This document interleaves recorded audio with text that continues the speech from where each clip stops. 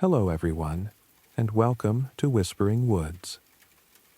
I'm here to help you unwind tonight to slow your breathing, clear your thoughts, and drift into calm. Find a comfortable place, let the world outside fade, and just listen. Before we begin, if stories like this help you find a little peace at the end of the day, feel free to like this video and subscribe to Whispering Woods. It lets these quiet tales keep finding the ones who need them. Also, where are you from and what time are you watching? The rain is falling somewhere tonight, tapping soft against windows you'll never see. There are doors closing in distant houses, lights going dim in rooms where someone is finally letting go of the day. And here, in this moment, you are safe. The air around you is still. Your breath is your own. Let your shoulders drop, just a little. Let the weight of everything you've carried today rest somewhere else for a while. You don't have to hold it anymore. I found the letter on a Tuesday afternoon in late September, tucked inside a book I didn't remember buying. The book itself was old, bound in faded green cloth, its title worn away by time and touch. I'd been sorting through a box of things I'd brought back from my grandmother's house after she passed, and this book had been at the bottom, wrapped in brown paper that crumbled slightly when I lifted it. The letter inside was written in pencil on cream-colored stationery, the kind that feels heavy and expensive even when it's decades old. It was addressed to no one, or perhaps to everyone. It simply began, "If you're reading this, then you've found the path." Standing in the middle of my living room with dust motes turning slowly in the afternoon light. The handwriting was careful, slightly slanted, as if the writer had taken their time with each letter. There was something deliberate about it, something patient.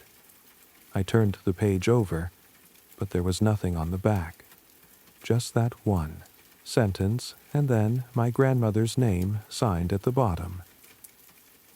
Eleanor. The rain had started outside, a gentle sound against the roof, the kind of rain that makes you want to stay inside and do nothing at all. The apartment around me felt suddenly too small, too cluttered with things that didn't matter.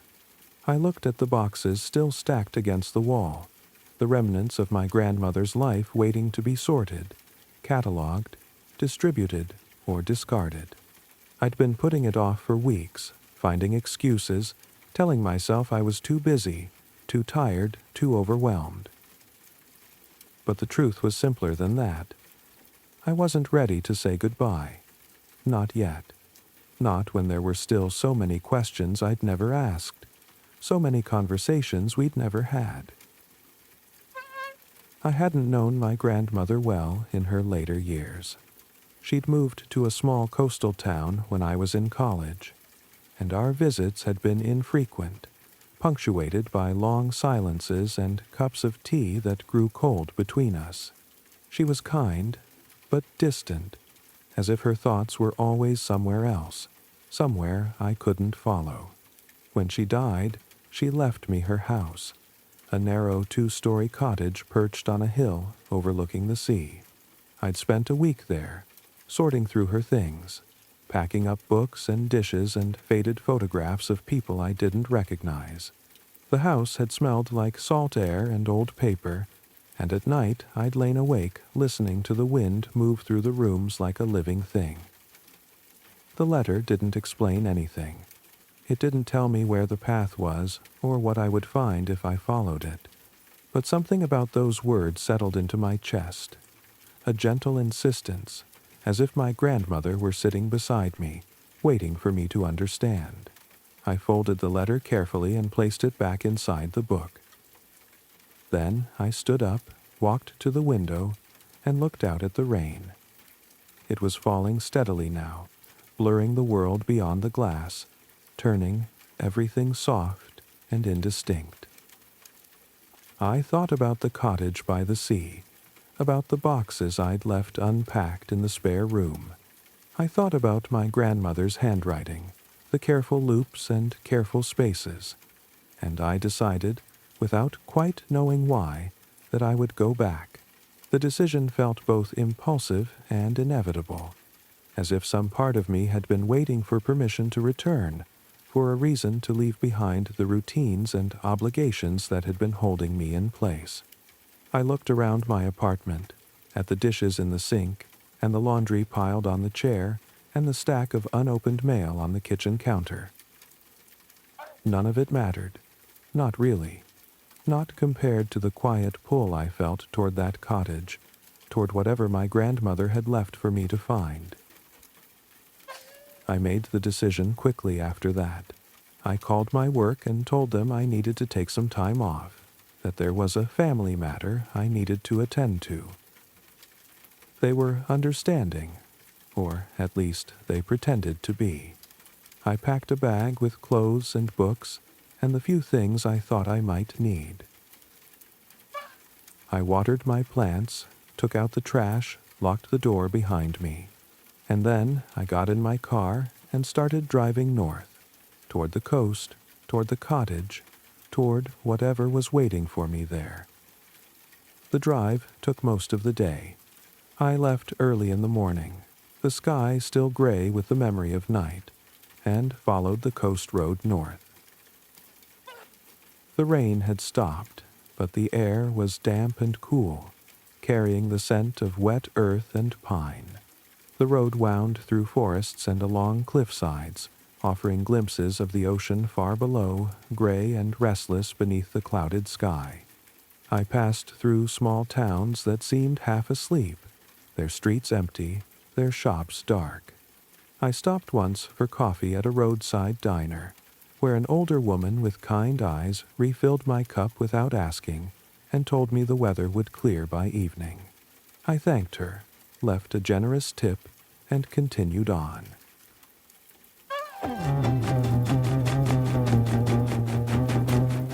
As I drove, I thought about my grandmother. I tried to remember the last conversation we'd had, the last time I'd seen her.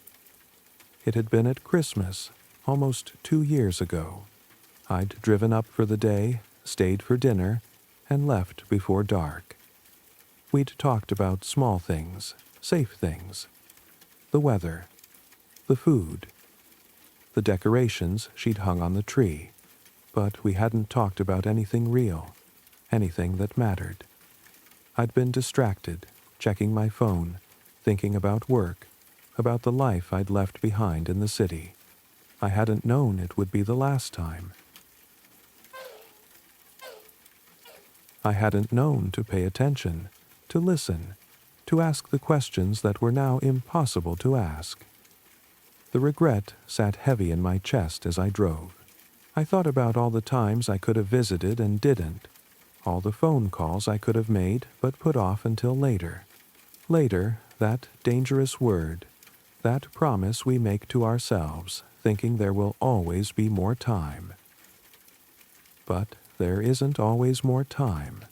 Sometimes later never comes, and we're left with silence and unanswered questions and the weight of all the things we never said.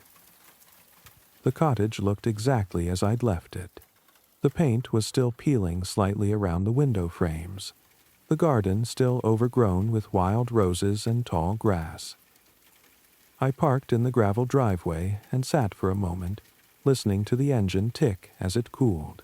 The sea was visible beyond the house, a wide gray expanse that met the sky without ceremony. I could hear the waves, a steady rhythm that seemed to match my heartbeat. The sound was comforting in a way I hadn't expected, as if the ocean were welcoming me back, reminding me that some things remain constant even when everything else changes. I got out of the car, pulled my jacket tighter around me, and walked to the front door. The key was where I'd left it, hidden under a flower pot on the porch. The metal was cold in my hand. I unlocked the door and stepped inside, and immediately the smell of the place wrapped around me. Salt air and old books and something, floral, maybe lavender or dried roses. It smelled like memory, like time suspended, like a place waiting patiently for someone to return. Inside, the air was still and quiet. Dust had settled on the furniture, and the light coming through the windows was soft and diffuse, filtered through the gauzy curtains my grandmother had hung years ago. I set my bag down in the hallway and walked through the rooms, reacquainting myself with the space. The kitchen still smelled faintly of lemon and tea. The living room still held my grandmother's chair, positioned by the window so she could watch the sea. I ran my hand along the back of the chair, feeling the worn fabric beneath my fingers, and wondered what she'd been thinking in those long hours of watching. What had she seen out there? What had she been waiting for? If stories like this calm your thoughts, you're home here in Whispering Woods. I spent the rest of the afternoon unpacking the boxes I'd left in the spare room. Most of it was books, old novels and poetry collections, their pages yellowed and soft with age. There were photo albums, too, filled with images of a life I'd only glimpsed in fragments. My grandmother, as a young woman, standing on a beach somewhere, her hair loose in the wind, her face turned toward the camera with an expression I couldn't quite read. Joy, maybe, or something quieter than joy. Contentment, perhaps, or simply presence, the quality of being fully in a moment without needing it to be anything other than what it was. There were pictures of my grandmother, with a man I assumed was my grandfather, though he'd died long before I was born. They were standing together in front of this very cottage, his arm around her shoulders, both of them squinting into the sun. There were pictures of holidays and birthdays, of gardens in full bloom, of dinner tables laden with food, and there were pictures of my grandmother alone, sitting on the porch of this cottage, looking out at something beyond. The frame of the photograph. The sea, probably, or the sky, or nothing in particular, just looking. I studied these photographs for a long time, searching for clues about who she'd been, what she'd felt, what she'd wanted. But photographs only show surfaces. They capture light and shadow, the arrangement of features, the curve of a smile. They don't capture the thoughts behind the eyes, the feelings that move through the body, the complex inner landscape that makes a person who they are. I wanted to know her, truly know her, and these images only made me more aware of everything I'd missed, everything I'd never asked about, everything that was now lost. As the sun began to set, I found another letter. This one was tucked inside a poetry collection, a slim volume bound in dark blue cloth. The title was embossed in faded gold letters, Collected Poems. I opened it carefully, the spine cracking softly, and the letter fell out, landing on my lap. The handwriting was the same careful script, and the message was just as brief. The path begins at the edge of the garden, where the roses grow wild. I read the words slowly, letting them sink in. Then I walked to the window and looked out at the garden. The light was fading, turning everything soft and golden. That particular quality of light that exists only in the hour before sunset. The roses were there, a tangle of white blooms and dark green leaves, climbing over what looked like an old stone wall at the far end of the property. I'd noticed them before, during my first visit, but I hadn't paid them much attention. Now I looked at them more carefully, noticing the way they'd grown wild and free, unpruned, untamed, spilling over the wall in a cascade of petals and thorns. I didn't think about it. I simply pulled on my jacket, slipped the letter into my pocket, and stepped outside. The air was cool and smelled of salt and earth and something sweet. Maybe the roses themselves, or the wild herbs that grew in patches throughout the garden. I walked across the lawn, the grass damp beneath my feet, still wet from the morning rain. My shoes made soft sounds against the ground. I could hear the waves in the distance, their rhythm steady and patient, and the wind moving through the trees, a sound like breathing, like the earth itself inhaling and exhaling in slow, measured cycles. I made my way to the roses, and up close they were even more beautiful than I'd realized. Their petals were luminous in the dying light, each one perfect and imperfect at once, marked by time and weather, but still holding their essential beauty. I pushed aside a few branches, feeling the thorns catch slightly on my jacket, and saw behind them a narrow opening in the stone wall. It was barely wide enough for a person to pass through, and it was overgrown with vines and moss, but it was there. A path, just as the letter had promised. I hesitated for only a moment. There was something about that opening, something that felt both inviting and slightly forbidden, as if I were about to cross a threshold into a place I wasn't meant to see. But the letter had led me here, and I trusted that my grandmother had left it for a reason. So I took a breath, pushed the vines aside, and stepped through. The path beyond the wall was narrow and winding, bordered on both sides by tall grass and wildflowers that brushed against my legs as I walked. It led away from the cottage, down the hillside toward the sea. The ground was uneven beneath my feet, scattered with small stones and roots that I had to step carefully around. I followed it slowly, taking my time, watching where I placed my feet.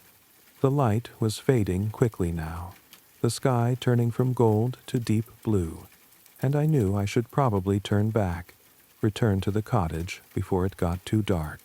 But something kept me moving forward, some pull I couldn't name. The air grew cooler as I descended, and I could smell the ocean more strongly now, that particular scent of salt and seaweed, and something ancient and primal. The sound of the waves grew louder with each step I took, a rushing, rhythmic sound that seemed to fill the air around me. I felt my breathing slow to match its pace, felt my heartbeat settle into its rhythm. There was something soothing about it, something that made me feel held, supported, as if the earth itself were guiding me down this path, toward whatever waited at the end. The path eventually opened onto a small cove, hidden from view by the curve of the hillside. The beach was narrow, covered in smooth gray stones that clicked softly beneath my feet as I stepped onto them. The water was calm, barely moving, reflecting the last light of the day in shades of pink and gold and deep violet. I stood there for a long time, just looking, just being, letting the beauty of it wash over me. There was no one else here, just me and the stones and the water and the fading light. It felt like a secret, like a place the world had forgotten, or maybe like a place that existed outside of time altogether. I thought about my grandmother standing here, in this exact spot, looking at this exact view. Had she felt what I was feeling now? This sense of peace, of rightness, of being exactly where I needed to be. I imagined her here at different times of day, in different seasons, in different weathers, walking these stones in the morning fog, or sitting here as the sun set, or standing in the rain with her face turned toward the sky. This place had been important to her, important enough to leave me a letter guiding me to it. And now it was becoming important to me, too. I found a large, flat rock near the water's edge and sat down. The stone was cold and smooth, worn by years of tide and weather. I pulled out the letter and read it again by the fading light. The path begins at the edge of the garden, where the roses grow wild. Such simple words, but they'd led me here, to this quiet place, to this moment of stillness. I folded the letter carefully and held it in my hands, feeling the texture of the paper, the slight crease where it had been folded and unfolded before. How many times had my grandmother held this same piece of paper? How many times had she considered what to write, how to say what she wanted to say? The waves continued their steady rhythm, and the sky continued to darken. Stars began to appear, one by one, scattered across the dome of night. I could see them reflected in the water, small points of light dancing on the surface. I didn't move. I simply sat and breathed, and let the moment settle around me like a blanket. The cold of the stone seeped through my jeans, but I didn't mind. It felt real, grounding. A reminder that I was here, in this body, in this place, in this moment. I thought about time, about how it moves so quickly when we're not paying attention, and how it can slow almost to a stop in moments like this, when we're fully present, fully aware. I thought about all the moments I'd rushed through in my life, always hurrying toward the next thing, the next obligation, the next item on my endless list of things to do. I'd spent so much time preparing for the future, planning for it, worrying about it, that I'd forgotten to actually live in the present.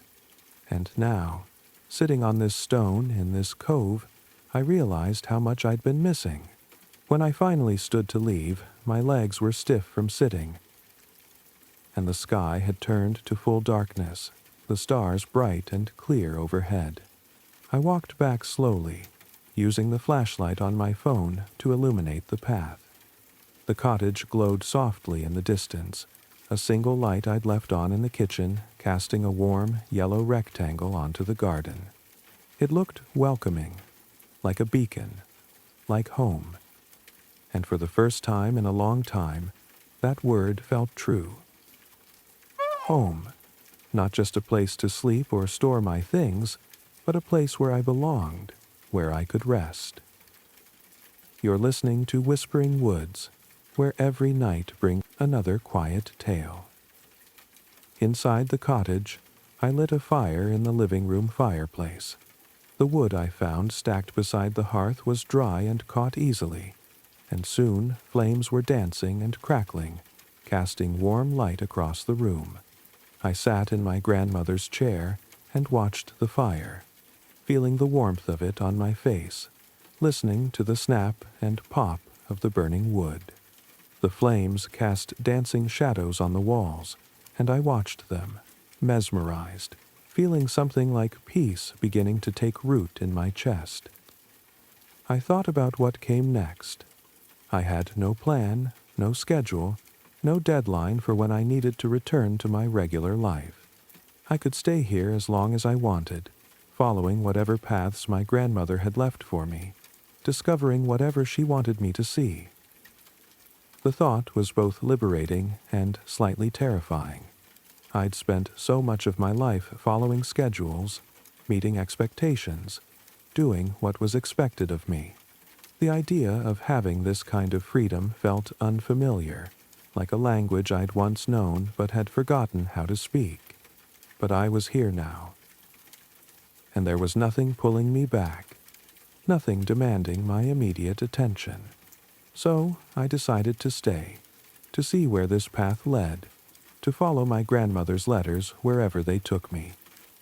I made myself a cup of tea, wrapped myself in a blanket, and returned to the chair by the fire. And there, in the warmth and the quiet, I felt something in me begin to soften. Some tight knot of tension I'd been carrying for so long that I'd stopped noticing it was there. Over the following days, I found more letters.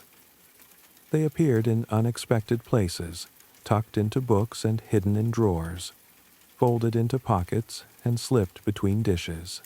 Each one was brief, just a sentence or two, written in that same careful hand. There is a bench beneath the pine trees where the path turns east. The tide pools at dawn hold worlds within worlds.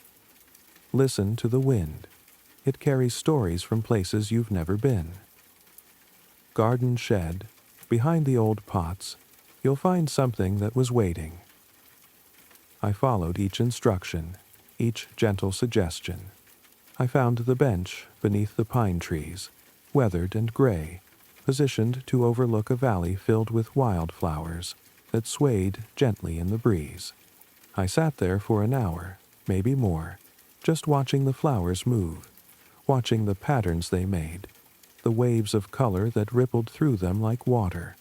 I'd never taken the time to just sit and watch something so simple before, and I was surprised by how much beauty there was in it, how much could be seen if you only stopped and looked. I visited the tide pools at dawn, waking before the sun to make my way down to the rocky shore where the ocean met the land. I knelt on the rocks, my knees damp from the spray, and watched the tiny worlds contained in those shallow pools. Tiny crabs scuttled between fronds of seaweed. Starfish clung to stones like small suns, their arms spread wide. Anemones waved their tentacles in the gentle current, opening and closing like flowers. Sea snails left silvery trails across the rocks. Each pool was its own universe, teeming with life, complex and beautiful, and mostly invisible unless you took the time to look closely. I stood in the garden at dusk and listened to the wind, hearing in it something that sounded almost like music, almost like voices singing just beyond the edge of hearing. The sound moved through the trees and across the grass, rustling the rose petals and making the tall stems sway. I closed my eyes and just listened, letting the sound wash over me, through me. And I realized that the wind did carry stories, if you knew how to listen. Stories of all the places it had been, all the things it had touched, all the lives it had moved through on its endless journey across the earth. In the garden shed, behind old clay pots crusted with dried soil, I found a small wooden box. Inside was a collection of seeds, each packet labeled in my grandmother's handwriting. Tomatoes, basil, lavender, sunflowers, peas. There was also a note. Plant these in the spring. Watch them grow. There is patience in gardening and hope, both things we need. I held the packets carefully, imagining my grandmother selecting these particular seeds, planning for a future she must have known she wouldn't see. It was an act of faith, I realized. An act of hope. Planting seeds for someone else to enjoy, tending a garden that would continue long after she was gone. Each discovery felt like a gift, a small piece of my grandmother's world offered to me without expectation or demand. I began to understand that she hadn't been distant in those later years. She'd simply been here, in this place, learning its rhythms and secrets, finding peace in the quiet unfolding of each day.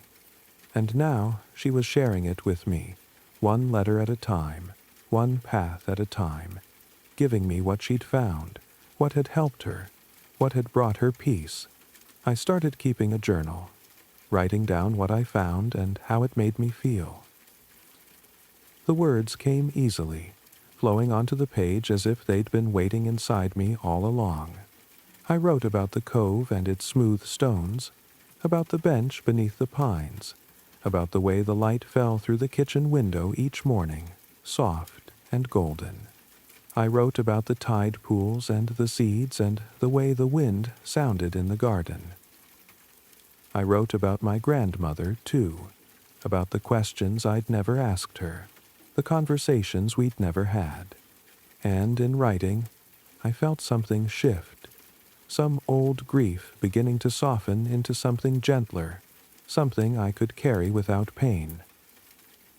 The days took on a rhythm. I woke with the sun, made tea, and sat by the window watching the light change across the water. I walked the paths my grandmother had shown me, each one familiar now, each one offering something new with each visit. I read her books, the ones she'd left behind, and found notes in the margins, small observations, favorite lines underlined in pencil. Yes, she'd written beside one poem, "This is it exactly." Beside another, "Remember this feeling." Her handwriting made her feel close, as if she were still here, still reading, still thinking, still feeling. I also began to explore beyond the paths she'd marked for me. I found new trails winding through the woods behind the cottage, leading to clearings filled with wildflowers, to streams that trickled over moss-covered rocks. I found a grove of birch trees, their white trunks glowing in the dappled sunlight, and a meadow where deer grazed in the early morning, their heads lifting as I approached, their eyes gentle and watchful. Each discovery felt like a conversation with this place, a dialogue that deepened with each passing day. I started inviting the silence in, rather than filling it with noise. I'd always been uncomfortable with silence before, always needing music or television or the radio playing, some sound to fill the empty spaces. But here, in the cottage, I learned to sit with quiet. I learned that silence isn't really silence at all. There's always sound, if you listen. The tick of the clock on the mantel, the creak of the floorboards as the house settled, the distant cry of seabirds, the soft whisper of wind through the eaves. These sounds became a kind of music, a soundtrack to my days that was more soothing than any song. I learned to sit with my own thoughts, to let them rise and fall like the tide, without grasping at them or pushing them away. Thoughts would come, worries, memories, plans, regrets, and I would notice them, acknowledge them, and then let them go, watching them drift away like clouds across the sky. It was a practice, something that required attention and patience, but gradually it became easier. The constant chatter in my mind began to quiet, replaced by something more spacious, more peaceful. I learned to notice the small things, the way the morning light turned the kitchen table, gold, the sound of rain on the roof at night, the scent of the roses drifting through an open window. These small things became anchors, grounding me in the present moment, reminding me that I was here, alive, whole.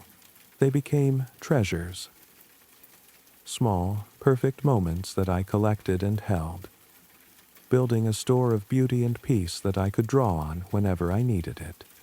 One afternoon, as I was sitting on the porch with a cup of tea, a neighbor stopped by. She was an older woman, probably in her 70s, with silver hair pulled back in a loose bun and a warm smile that crinkled the corners of her eyes. She introduced herself as Margaret and said she'd known my grandmother well. They'd been friends, she said, walking together along the beach most mornings, talking about books and gardens and the sea. She'd missed Eleanor terribly since she'd passed. We talked for over an hour, sitting in the wicker chairs on the porch, watching the clouds drift overhead. Margaret told me stories about my grandmother that I'd never heard, small moments that painted a fuller picture of who she'd been. She told me about Eleanor's love of poetry, how she'd often recite lines while they walked, Wordsworth and Mary, Oliver, and Rumi, the words coming easily as if they'd been carved into her memory.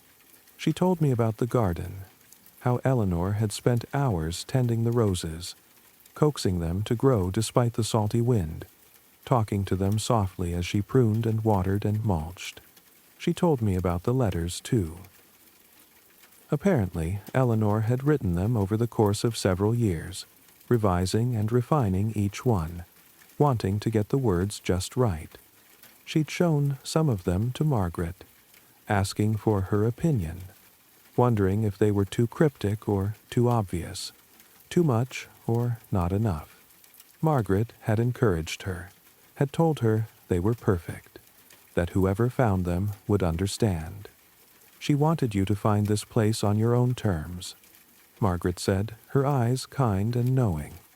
She didn't want to force it on you or make you feel obligated. She wanted you to come when you were ready, and to discover it as she had discovered it. Slowly, gently, without any pressure or expectation. I felt a lump in my throat and swallowed hard.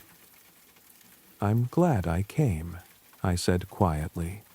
"I'm glad I found the letters." Margaret smiled, reaching over to pat my hand. She would be glad too. She loved you very much, you know. She talked about you often. She always hoped you'd find your way here, that you'd find what she found. Beauty. A place to rest. After Margaret left, I sat on the porch for a long time, watching the sun move across the sky, tracking its slow arc from east to west. I thought about my grandmother's patience, her willingness to wait, to trust that I would find my way when the time was right. I thought about the paths she'd left for me, the breadcrumbs scattered through her cottage and her garden, leading me gently toward something I hadn't known I needed. And I felt a deep, abiding gratitude, not just for the place, but for the woman who had given it to me, who had loved me enough to wait, to trust, to leave me this gift without demanding anything in return. If your eyes are growing heavy, that's how you know you're safe here, safe in Whispering Woods. As autumn deepened, the days grew shorter, and the air turned crisper, carrying the scent of wood smoke and fallen leaves. The trees behind the cottage began to change color, shifting from green to gold to deep crimson, their leaves catching the light and glowing like stained glass. I spent my mornings walking through the woods, crunching through the fallen leaves, breathing in the cool air. I spent my afternoons reading by the fire, working my way through my grandmother's collection of poetry and novels. I spent my evenings writing in my journal, filling page after page with observations, reflections, memories. I felt myself changing too, softening, opening, letting go of old hurts and old fears. The tight knot of anxiety that had lived in my chest for so long was beginning to unravel, thread by thread. I was sleeping better than I had in years, falling asleep easily and waking refreshed, my dreams gentle and forgettable. I was eating better, taking time to prepare simple meals, savoring each bite instead of rushing through them. I was breathing easier, my breath deep and full, filling my lungs completely. I also began to notice other things, smaller things that I might have missed before. The way the spiders wove their webs in the corners of the porch, intricate and delicate, catching the morning dew in patterns that looked like jewelry. The way the birds sang differently at dawn than they did at dusk, their morning songs bright and energetic, their evening songs softer, more contemplative. The way the sea changed color depending on the weather, shifting from gray to green to deep blue, each shade beautiful in its own way. These small observations became a kind of meditation, a way of being present, of paying attention to the world around me. One evening, as the first frost was settling on the garden, I found another letter. It was tucked inside a small wooden box on the mantelpiece, along with a few dried flowers and a smooth black stone. The letter was longer than the others, spanning 3 full pages, and it was tucked inside a ceramic jar on the top shelf of the kitchen, wrapped in wax paper to protect it from the damp. I sat down at the kitchen table and unfolded it carefully, smoothing out the creases. The handwriting was the same, but the tone was more personal, more intimate. It began, "My dear one, if you found this, then you followed the path. You've seen what I've seen, felt what I've felt. I hope it brings you peace, as it has brought me peace." I read slowly, absorbing every word. My grandmother wrote about coming to this place after my grandfather died, about how lost she'd felt, how heavy the world had seemed, how difficult it had been to find reasons to keep going. She wrote about the first time she'd found the hidden cove, how she'd stood there crying, letting the grief pour out of her into the stones and the water and the wind. She wrote about discovering the bench beneath the pines, how she'd sat there for hours, just watching the wildflowers sway, letting their simple beauty remind her that life continued. That beauty still existed, even in the midst of pain.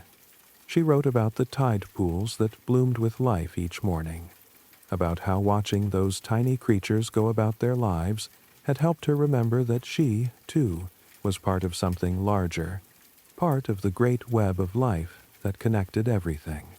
She wrote about the seeds she'd saved, about the garden she'd planted, about the satisfaction of watching things grow, of nurturing life, of participating in the endless cycle of death and rebirth. She wrote about wanting to share all of this with me, but not knowing how. She wrote about the distance that had grown between us, about how she'd wanted to bridge it but hadn't known where to start. She wrote about deciding to leave these letters, these paths, these small gifts, hoping I would find them when I needed them most. "I don't know when you'll find these," she wrote. "Maybe soon, maybe years from now, but whenever it is, I hope you're ready. I hope you're open. I hope you'll let this place work its magic on you, as it has on me. Because that's what it is, you know.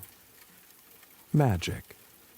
Not the kind in stories, but the real kind.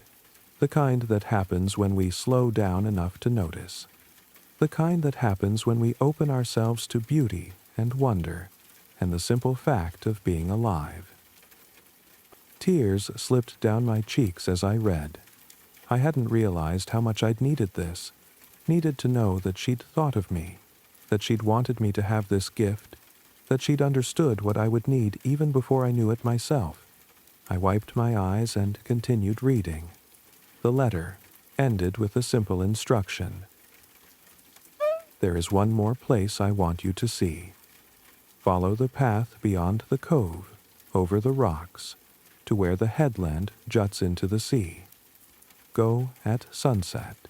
You'll understand when you get there." The next evening, I followed her instructions. I waited until the sun was just beginning to lower in the sky, painting everything in shades of amber and rose. I walked down the familiar path to the cove, then continued beyond it, climbing carefully over the rocks that bordered the beach. The path was steeper here, more challenging, requiring me to use my hands sometimes, pulling myself up over larger boulders. But I took my time, placing each foot with care, feeling the rough texture of the stone beneath my fingers. The wind was stronger here, pulling at my hair, making my eyes water. I could taste salt on my lips.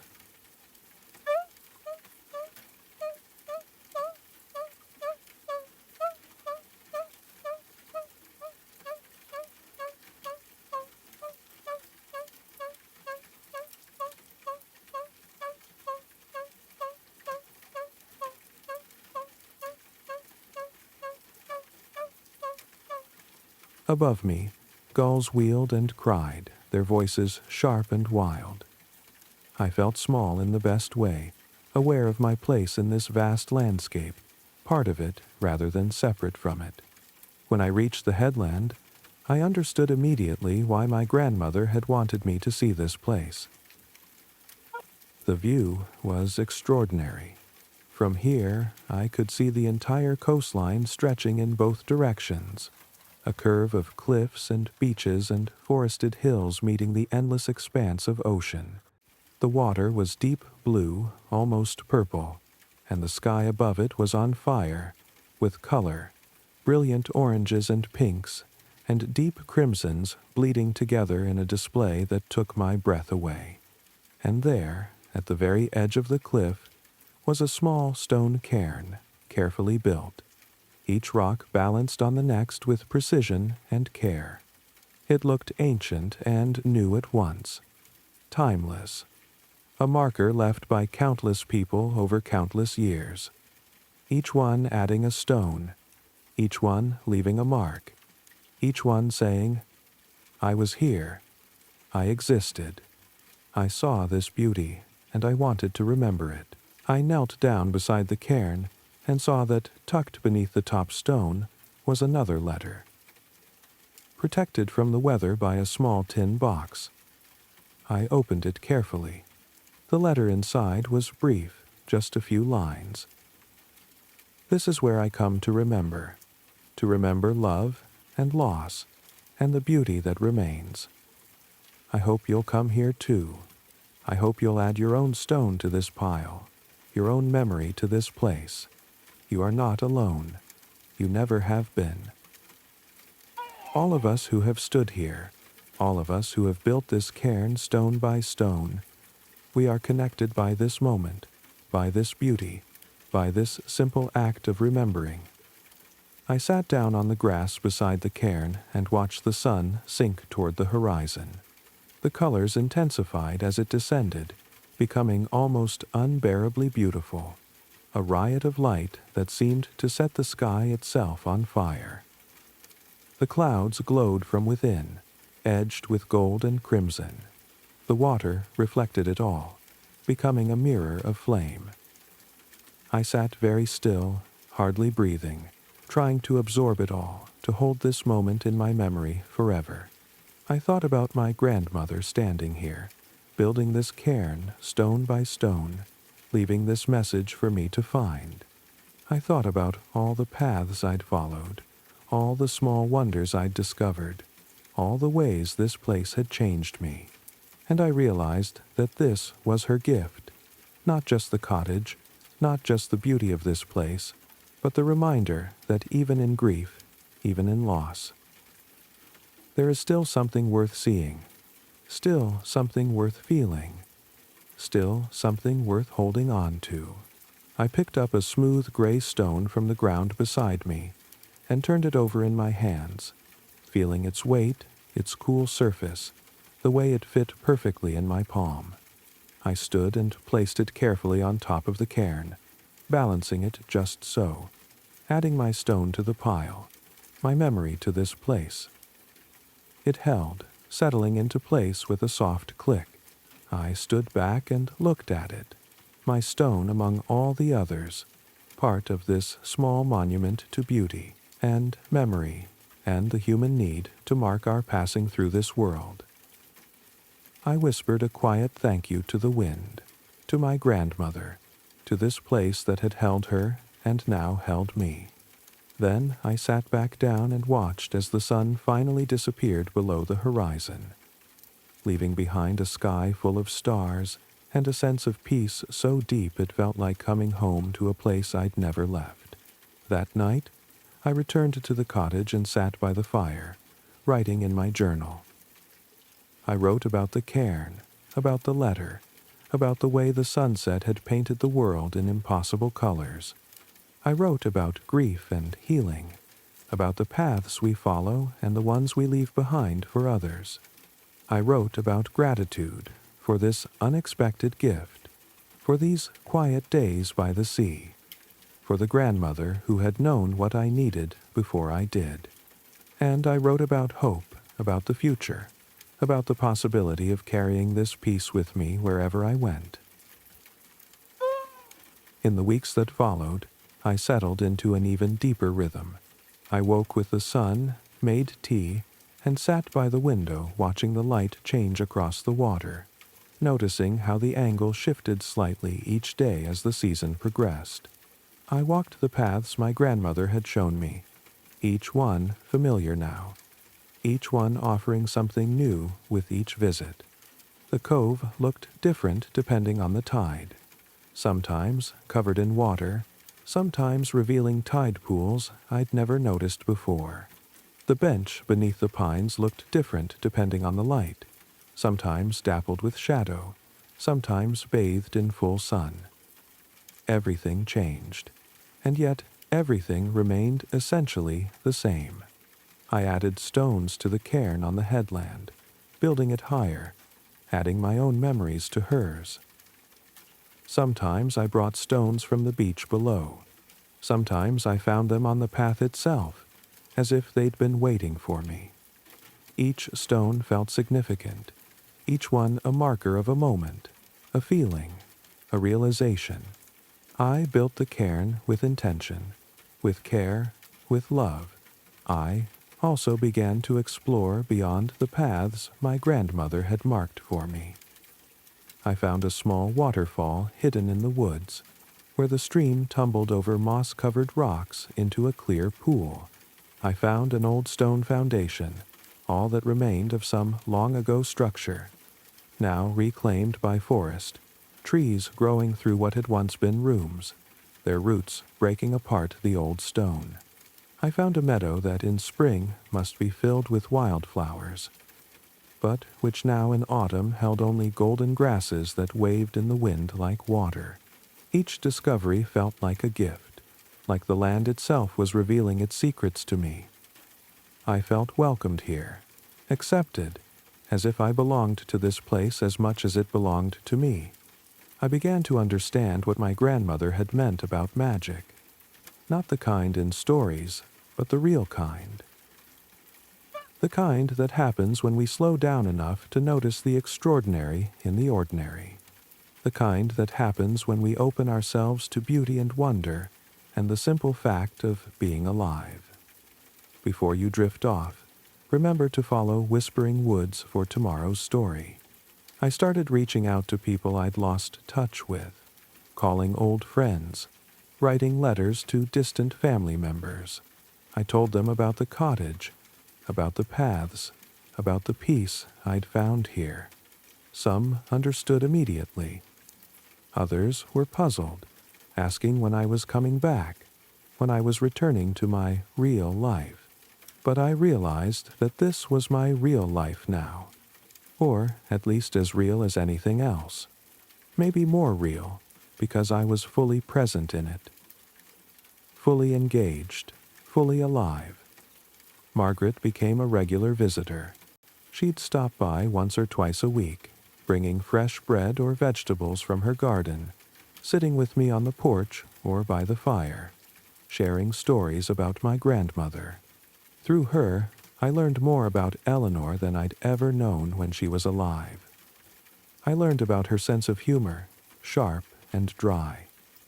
I learned about her stubbornness, her refusal to do things the way everyone else did them. I learned about her kindness, the quiet ways she'd helped people in the community, always without fanfare or expectation of thanks. Margaret also told me about Eleanor's final weeks, about how she'd seemed at peace, ready to go, as if she'd completed what she'd set out to do. She'd spent those last days sitting by the window, watching the sea, reading poetry, writing letters. Margaret had visited her nearly every day, and they'd talked about everything and nothing, the way old friends do. And Eleanor had made Margaret promise to look out for me if I ever came back to the cottage, to make sure I was okay, to share stories about her if I wanted to hear them. She knew you'd come, Margaret said one afternoon, her hands wrapped around a mug of tea. She didn't know when, but she knew eventually you'd find your way here. She had faith in you. She believed you'd understand what she was trying to give you. I felt tears prick my eyes and blinked them back. I do understand, I said softly. I understand now.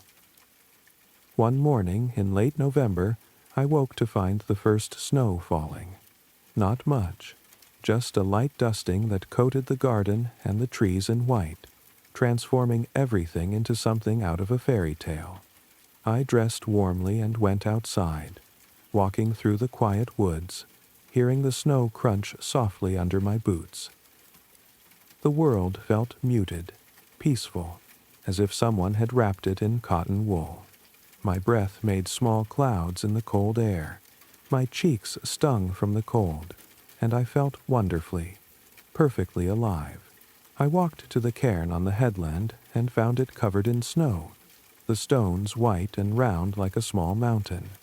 I brushed the snow off the top and added another stone, this one dark gray, almost black, with veins of white running through it.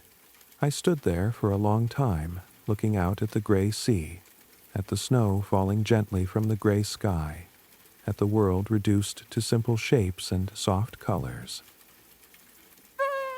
And I felt a profound sense of gratitude for this moment, for this place, for this life I'd been given. That afternoon, I found the last letter. It was tucked inside a small wooden box on the mantelpiece, the same box where I'd found the longer letter weeks before. This one was short, just a few sentences written on cream-colored paper. My dear, you found everything I left for you. Now it's time to leave something of your own. For the next person who needs this place. For the next heart that needs to remember how to be still. This is how we care for each other across time. This is how we say, I understand. I've been where you are. And there is peace waiting, if you're willing to find it. I read the words several times, feeling their weight, their invitation. I thought about what I might leave behind, what small gift I could offer to someone I would never meet, someone who might one day walk these same paths, sit in this same chair, look out at this same sea. And then I knew. I would leave my journal, filled with my own observations, my own discoveries, my own moments of peace and healing. I would leave it here, in this cottage, for whoever came next. And maybe they would read it, and maybe they would follow my paths as I had followed my grandmother's. Maybe they would find their own way to stillness, their own way to peace. I spent the next few days preparing. I read through my journal, page by page, reliving the journey I'd taken. I copied out some of my favorite entries, the ones that felt most true, most essential. I wrote about the cove and the cairn, about the bench beneath the pines and the tide pools at dawn. I wrote about the kindness of strangers, the beauty of small things, the way grief can soften into gratitude, given enough time and tenderness. I wrote about my grandmother, about the gift she'd given me, about the paths she'd left for me to follow. And I wrote about the importance of leaving something behind, of passing on what we've learned, what we've found, what has saved us. Because that's what this was, ultimately. My grandmother saving me by sharing what had saved her. And now I would do the same, leaving a record of my journey for whoever needed it next. When I was finished, I placed the journal in the same wooden box where I'd found the last letter. I added a small note, brief and simple, echoing the first letter I'd found. If you're reading this, then you've found the path. Follow it. Trust it. Let it lead you where you need to go. You are not alone. This place holds peace if you're willing to receive it. And when you're ready, when you've found what you came here to find, leave something of your own. Add your stone to the cairn. Write your own words. This is how we care for each other. This is how we remember that we're all connected, all seeking the same things: beauty, peace, a place to rest. I closed the box and set it back on the mantelpiece. Then I stood back and looked around the cottage, feeling a quiet sense of completion, of rightness. I'd done what I came here to do, though I hadn't known what that was when I started. I'd followed the path. I'd found the peace my grandmother had wanted me to find. And now I was passing it on, leaving it here for the next person who needed it. I stayed for a few more weeks, savoring the last of autumn, watching the leaves fall from the trees and scatter across the lawn like copper coins. I walked the paths one final time, committing them to memory, feeling the earth beneath my feet, the wind on my face, the salt air in my lungs. I visited the cairn on the headland and added one more stone, a small white one I'd found on the beach, smooth and round and perfect. I whispered a goodbye to my grandmother, a thank you, a promise that I would carry this place with me, wherever I went, whatever I did. On my last morning, I woke before dawn and made tea. I sat in my grandmother's chair by the window and watched the sun rise over the sea, painting the water in shades of pink and gold and deep orange. The light was soft and new, full of promise. I felt at peace, truly at peace, for the first time in longer than I could remember. The grief I'd carried for so long hadn't disappeared, but it had transformed into something gentler, something I could hold without being crushed by it. It had become part of me, woven into who I was, no longer a weight but a reminder of love, of loss, of the preciousness of every moment we're given. I finished my tea, washed the cup carefully, and set it back in the cupboard where I'd found it. I walked through the cottage one last time, touching the back of the chair, running my hand along the windowsill, saying quiet goodbyes to each room. Then I picked up my bag, stepped outside, and locked the door behind me. I hid the key back under the flower pot, where it would wait for the next person who needed it. The drive back was long and quiet. I didn't listen to music or podcasts. I simply drove, watching the landscape change, feeling the distance grow between me and the cottage. But the peace I'd found there didn't diminish with distance. It stayed with me. A quiet presence, a steady anchor. I knew I would return someday, when I needed to remember, when I needed to be reminded. But for now, it was enough to carry it with me, to know that it was there, waiting, holding its magic for anyone who was willing to receive it. Back home, I unpacked slowly, thoughtfully, giving each item its place, and I noticed that home felt different now. Lighter, somehow, more spacious, as if I'd left behind some of the clutter that had been weighing me down. Not just physical clutter, but mental and emotional clutter too. I'd left behind old resentments, old regrets, old ways of being that no longer served me. And in their place, I'd brought back something new. A sense of peace, a practice of noticing, a commitment to being present. I moved through my days differently after that, more slowly, more intentionally. I noticed the small things, the way the light fell through my kitchen window in the morning, the sound of rain on the roof at night, the scent of coffee brewing, the feeling of clean sheets, the warmth of the sun on my face. These small things became sacred, became treasures, became reminders that beauty and peace aren't things we find once and hold forever, but things we choose to notice again and again. In 1,000 small moments, I started walking more, taking time to explore the parks and trails near my apartment. I started reading poetry again, letting the words wash over me, paying attention to the way they sounded, the way they made me feel. I started writing regularly, not just in my journal, but also sharing my words, sending letters to friends, writing essays about what I'd learned, what I'd found, what I was still discovering. I also started reaching out more, building and rebuilding connections with people I cared about. I called old friends and made plans to visit. I wrote letters to family members I'd lost touch with. I joined a book club and a walking group. I volunteered at a community garden, digging in the soil, planting seeds, tending to growing things.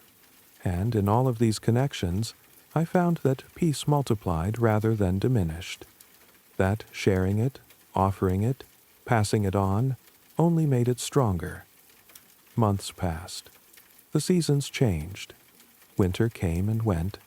Spring arrived, bringing with it the memory of my grandmother's seeds, the ones I'd found in the garden shed. I thought about her note. Plant these in the spring. Watch them grow. There is patience in gardening and hope. So I got some pots and soil, and I planted those seeds on my small balcony. Tomatoes and basil and lavender and sunflowers and peas.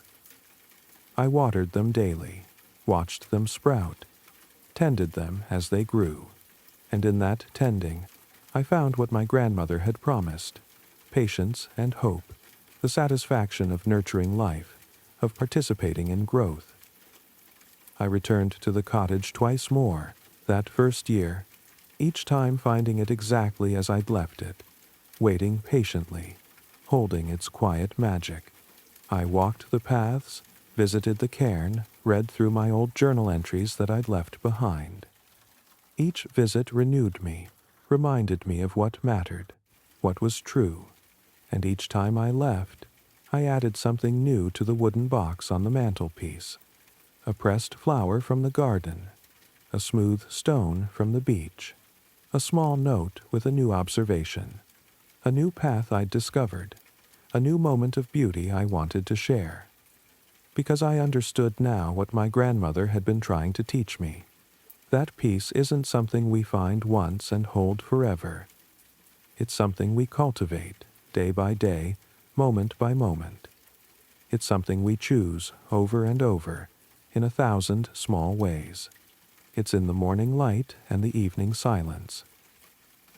It's in the path we walk and the stone we place on the cairn. It's in the letter we leave behind and the hand we reach out to someone else who's lost their way. It's in the noticing, the tending, the caring, the constant, small acts of paying attention to the beauty that surrounds us always, if we're willing to see it. And so I carried that practice with me, wherever I went, whatever I did. I carried my grandmother's gift, the reminder that even in the midst of grief, even in the midst of loss, even in the midst of the most ordinary, difficult, overwhelming days, there is still beauty. There is still quiet. There is still a path if we're willing to look for it, if we're willing to follow it, if we're willing to trust that it will lead us somewhere we need to go. Now, when I lie in bed at night, I think about the cottage. I think about the sound of the waves and the smell of the roses and the way the light looks at sunset on the headland. I think about my grandmother, about the paths she walked and the peace she found and the gift she left for me. And I feel grateful, deeply grateful, for the reminder that even in the midst of everything that's difficult and painful and overwhelming, there is still beauty, there is still quiet, there is still a path. The rain is falling somewhere tonight, just as it was falling that first night when I found the letter. Someone is closing a door, turning off a light, finally letting themselves rest. And you, here in this moment, listening to these words, you are safe. The world will still be there tomorrow, with all its noise and demands and complications. But tonight, you can let it go. Tonight, you can follow the path. Tonight, you can be still. Your breath is your own. Your heartbeat is steady. The darkness is kind, wrapping around you like a blanket, holding you gently as you drift. There's a cottage by the sea, and a cairn on a headland, and a wooden box full of letters and memories, and small stones smooth from the tide. There are paths that wind through gardens and over hills, and down to hidden coves where the water is calm and the sky is full of stars. And there is peace, waiting patiently, ready to be found by anyone willing to look, anyone willing to follow the path that begins at the edge of the garden, where the roses grow wild. You are not alone. You never have been. The paths are there, marked by those who walked them before, held in trust for those who will walk them next. And tonight, as you close your eyes and let yourself drift, know that you are part of that long, quiet line of people seeking peace, finding beauty, learning to be still. You are home. The waves are steady. The stars are bright. The path is waiting for you, whenever you're ready, to walk it again. Sleep now. Sleep deeply. Let the sea sing you to rest. Let the paths lead you into dreams where everything is soft and kind and beautiful. The world will wait. The morning will come. But tonight, you are here, in this moment, held by the quiet, wrapped in the peace of knowing that you have found what you needed. You have followed the path. You have discovered the gift. And it is yours to keep, yours to carry, yours to share for as long as you need it. The rain continues somewhere, soft and steady. The roses bloom in the garden. The sea breathes its ancient rhythm against the shore. And you, at last, at long last, can rest.